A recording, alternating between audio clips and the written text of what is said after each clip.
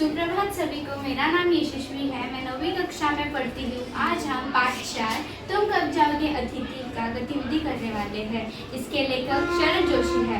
शरद जोशी यहाँ पर अतिथि का बड़े ही मज़े से मान सम्मान करते हैं, उनको अच्छे सुविधाएं देते हैं, लेकिन अतिथि है कि जाने का नाम ही नहीं लेते। चलिए शुरू करते हैं। मैं इस पाठ में लेखक का किरदार निभाने वाली हूँ। मैं इस पाठ में लेखक की पत्नी का किरदार निभा रही हूँ। और मैं अतिथि।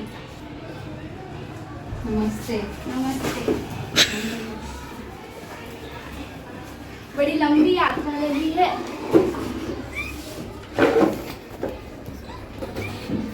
मैं 2 दिनों से तारीखें बदल रहा हूँ, लेकिन आप जाने का नाम ही नहीं लेते।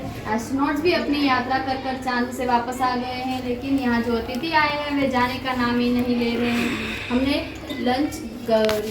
रात के भोजन को उच्च मध्यम वर्ग में बदल दिया। रायता, 2 सब्जियाँ और मिठाई भी बनाई, लेकिन अब तक अतिथि नहीं जा रहे। दोपहर के डिनर को भी लंच की गरिमा प्रदान की। रात्रि को उनको सिनेमा दिखाया और फिर जब तीसरे दिन लेखक अतिथि ने कहा, मैं धोबी को कपड़े देना चाहता हूँ, तो मैंने कहा कि लॉन्ड्री पर दे देते हैं, जल्दी से धुल जाएंगे और फिर आपको मिल जाएंगे। पत्नी ने पूछा, कहाँ जा रहे हो? पहली बार ऐसी आंखें जब बड़ी हुई थी जब मेरे अकेलेपन की यात्रा छूटी थी, और फिर जब ये आंखें बड़ी होती है तो मेरा मन छूट जाता है, मेरा मन छोटा हो जाता है।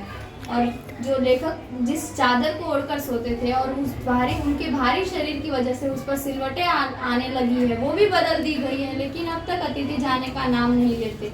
फिर अंत में जब पत्नी ने पूछा, कब तक टिकेंगे ये? पता नहीं कब तक टिकेंगे।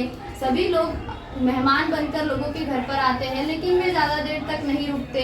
इसीलिए घर को स्वीट होम कहा जाता है और उसकी महत्वता बताई जाती है।